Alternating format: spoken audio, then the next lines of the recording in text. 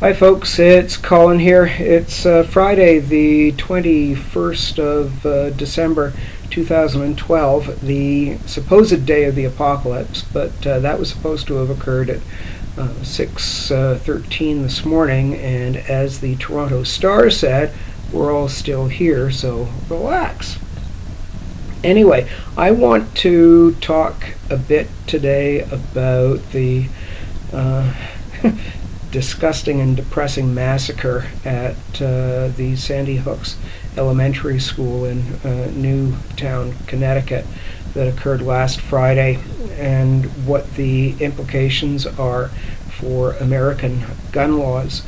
I've been loath to criticize the affairs of a foreign country in the past because, as an outsider, I do think it's usually none of my business, but given the degree of depredation, if you like, of last Friday's events and the implication it has for American gun culture, which is a very real and prominent phenomenon in the United States, I'm going to offer up some realistic solutions to the problem, and in part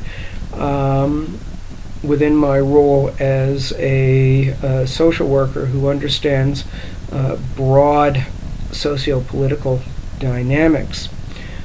I'd like to put it to you, and you meaning the folks south of the 49th parallel, that the only solution that you will have to these sorts of massacres recurring, which they most assuredly will, is to repeal the Second Amendment of the U.S. Constitution, ban all possession of firearms, and link that with a legalization of all drugs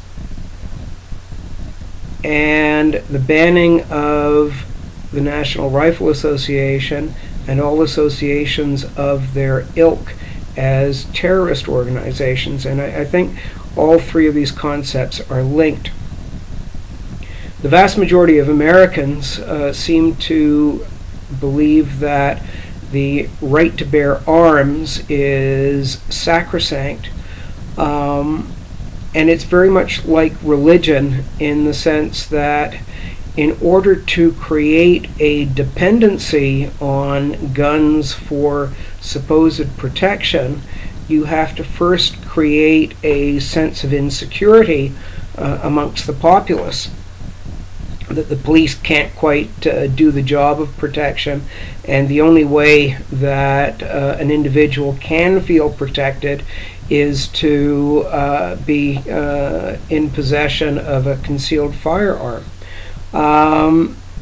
That scenario has only really played itself out once, I think, in the past 10 years, where a woman thwarted a gun-toting mass murderer by shooting him first, but that is by far the exception. It certainly would not have applied to the case in Newtown, Connecticut last week, despite what some gun fanatics in the U.S. are saying is a desirable outcome of having teachers all carrying concealed firearms in the schools, which to me is a recipe for more gun violence, particularly in the high schools. Given that the possession of guns is so much a case of personal and social dependency, repealing the Second Amendment is going to be very hard. And as Jeffrey Tobin on Piers Morgan Tonight last Tuesday said, when Piers Morgan finally broached the subject of repealing the Second Amendment, he said, "Do you really want to see a revolution in this country?" And I suspect that is an accurate evaluation of the extent of dependency on guns amongst the populace in the United States. And unfortunately, you probably would see violence if Obama or one of his successors tries to repeal the Second Amendment. But, it's the only way. The legalization of all drugs is a no-brainer. The war on drugs has never worked. It's just managed to put a lot of people in jail. And this is so much of a truism that I'm not even going to bother to elaborate on it. But if you legalize all drugs and remove the number one reason why there are so many illegal criminal arms, i.e. Guns, in circulation in the United States, you take away from the gun lobby the main reason why you would need to have a gun, and that is to protect yourself in the public square from these heinous criminals, because you remove the criminal element. Banning guns would require a tremendous amount of political will, but it's far easier to use a gun to kill people, as this little dweeb in Newtown, Connecticut did last week, when the killing is just a matter of pushing a button, or in this case squeezing a trigger.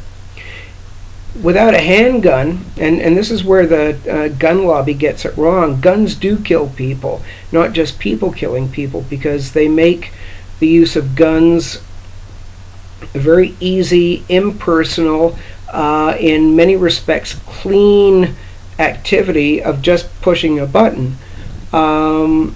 If you want to kill somebody, say with a knife or a garrote, it takes an awful lot of time. You have to get up close and personal with your victim, and depending on who your victim is, there's always the chance that your victim is going to fight back and do you in before you have a chance to do him or her in. And I would suggest that a body count of 1 or 2 people is far more preferable to a body count of 20 children. It's far more reasonable to assume that should this idiot have tried to break into the school with just a knife, a teacher or principal would have tackled him and brought him down before he even got through the window. He even used a gun to get through the window. So guns make killing so much easier than more primitive weapons. Guns kill people, and they make it easier for people to kill people.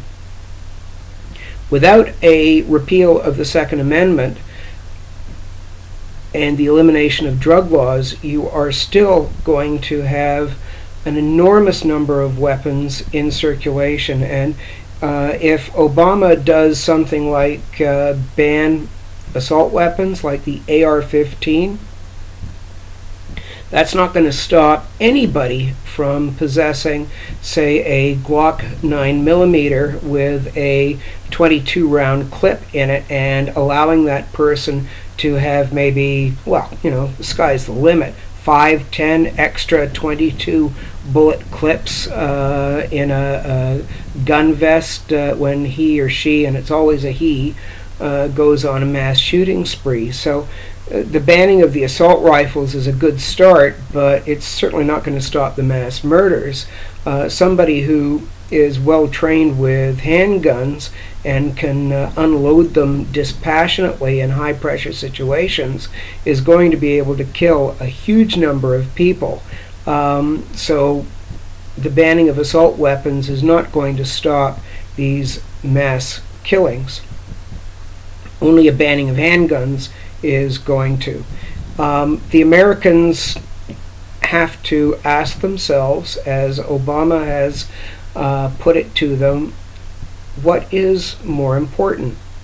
a love of guns, a fascination with guns, and a celebration of violence in every aspect of your culture. And make no mistake, Canada's had its mass shootings, and we celebrate violence as much as you guys. We just don't have a right to bear arms. But just look at an average hockey game, if and when the NHL ever gets back into session, and you'll see the degree to which Canadians are a violent people. But what's more important to you? The love of the gun culture and your connection with freedom, both personal and social, with the possession and bearing of arms, or the protection of your citizenry? If your answer is the love of guns, then you're automatically elevating that freedom above the rights of small children, or any innocent civilian for that matter, to live their lives in security. If that's the price that you're willing to pay, then stop all this hand-wringing about the deaths of 20 children, because there's going to be a lot more corpses and blood on your hands in the future. Lastly, I just want to say that apart from Piers Morgan's voicing of even the thought of repealing the Second Amendment last Tuesday on his show, which he did in response to a statement by Alan Dershowitz, that aspect of U.S. gun control dialogue has been totally missing. Nobody talks about the fact that the U.S. Constitution was designed from the get-go as a malleable, changeable document where amendments can be promulgated.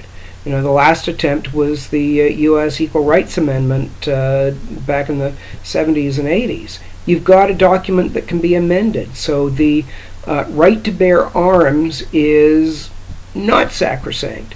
You can repeal that amendment. You can eliminate that right.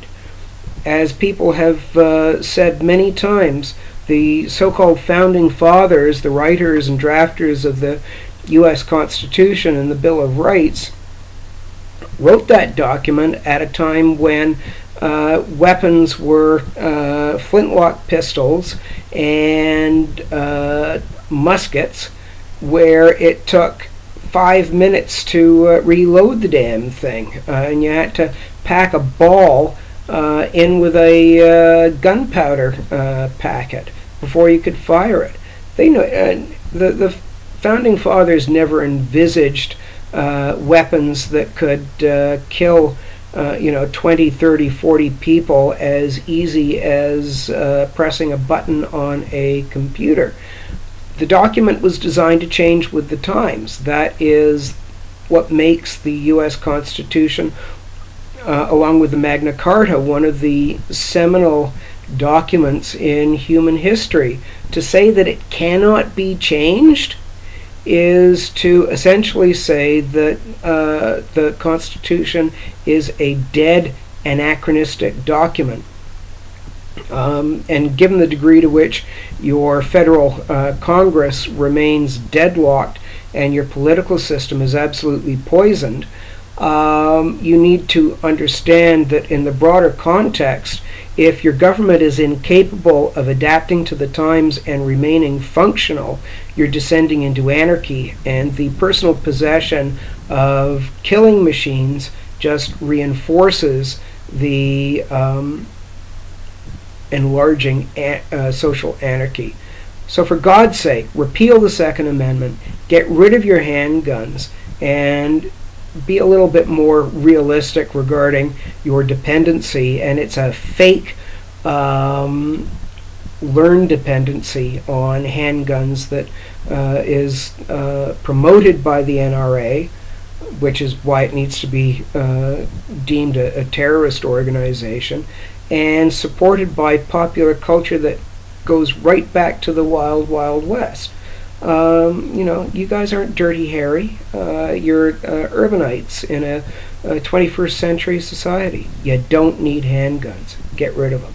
Thank you.